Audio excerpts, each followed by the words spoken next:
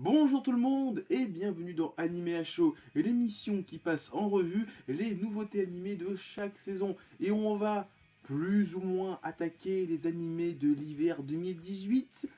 Bon, je l'ai déjà plus ou moins attaqué avec Devilman, mais bon, Devilman, il y a eu tous les épisodes d'un coup. Donc ça compte plus ou moins. Là, on va attaquer les animés où il y a des épisodes toutes les semaines avec Junji Ito Collection. Et il n'y aura pas de résumé parce que j'ai envie et parce que je peux pas vraiment faire un résumé de la série, vu qu'en fait la série Junji Ito Collection, c'est une compilation d'histoires écrites ou dessinées par Junji Ito, l'auteur de Spiral. J'ai fait un Monsieur Manga se présente sur Spiral, allez voir la vidéo, je vais mettre un truc ici.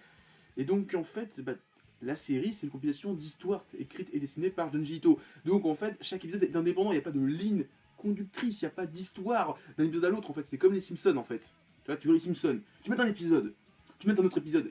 Franchement, il y a très peu d'événements qui ont une importance pour la suite, à part un personnage qui meurt, comme la femme de Ned Flanders ou le mariage de Ned Flanders.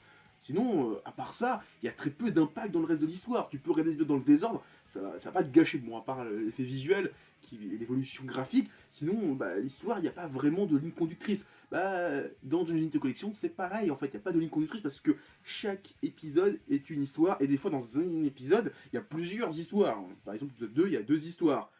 Bon, dans chaque épisode, il y a deux histoires, mais on va dire dans l'épisode 1 et 3, il y a une grosse histoire et une petite histoire de 2 minutes. Donc, ça compte à peine.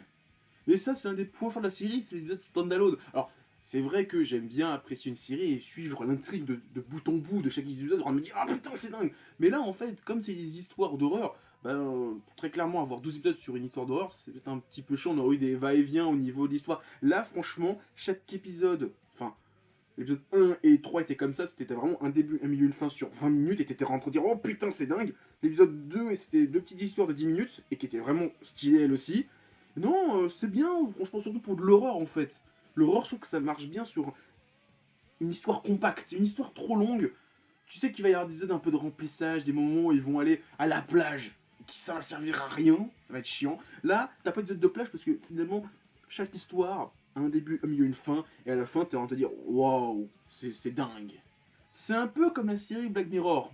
C'est vrai que j'ai toujours pas vu. On m'expliquait un peu le principe, c'est un épisode égale une histoire où on nous montre une des dérives de la nouvelle technologie et comment ça pourrait empirer.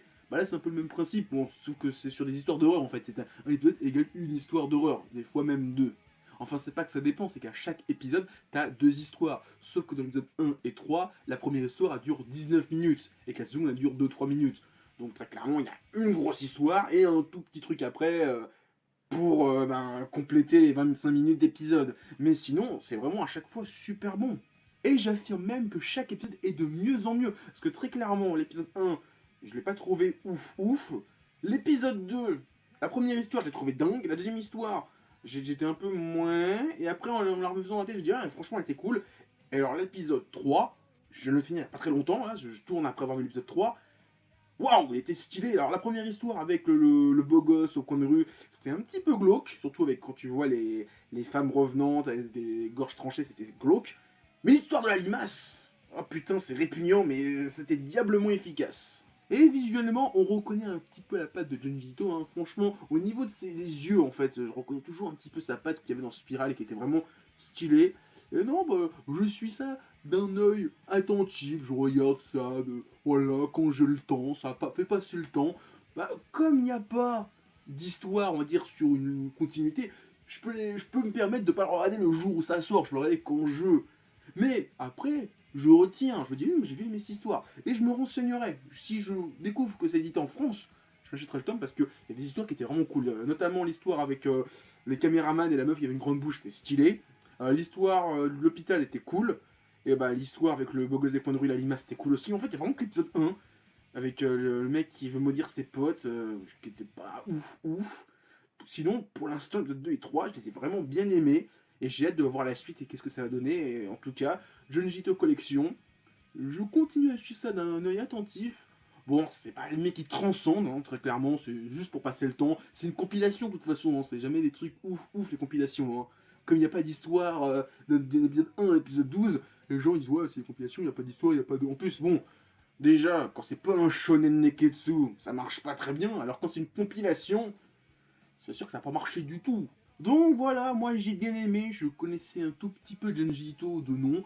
Quand j'ai dû faire mon Monsieur Manga se présente sur Spiral, j'ai découvert un peu plus l'auteur, j'ai découvert une de ses œuvres, j'ai vraiment découvert une de ses œuvres, et je me suis dit, il faut vraiment que je regarde cet animé, approfondir un petit peu le sujet de Junji Ito et voir ce qu'il a écrit. Enfin, bon, c'est une adaptation de ce qu'il a écrit et dessiné, et là pour l'instant, bah, c'est super bien. À part l'épisode 1, très clairement, que j'ai vraiment pas du tout aimé.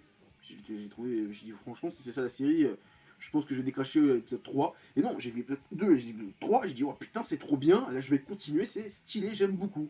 Donc voilà, c'est tout ce que j'ai à dire sur Junji Ito Collection, une très bonne série de compilations d'histoires d'horreur. Donc si vous aimez le genre horreur, allez-y, il y a tellement peu d'animés dans ce genre-là qu'il faut en profiter, surtout que Junji Ito, c'est comme un des maîtres du J-horror au niveau manga. Donc profitez-en, là on vous sert du caviar. Donc si vous crachez dessus, c'est grand, vous êtes des mauvais, vous êtes des nuls, vous êtes des porcs, voilà, je le dis, vous ne méritez pas cette série. Voilà, très clairement, on vous propose quelque chose de neuf, d'inédit, qu'on voit rarement, vous crachez dessus, vous préférez regarder Nanatsu no Taizai. Très clairement, vous êtes des mauvais. Voilà, c'est tout ce que j'avais à dire sur Junji Ito Collection. Avant de se quitter, mettez un pouce bleu, laissez des commentaires, partagez la vidéo. Il y a mon Facebook et mon Twitter dans la description. Et moi je vous dis à plus, continuez à lire des mangas et à regarder des animas. Allez, ciao tout le monde.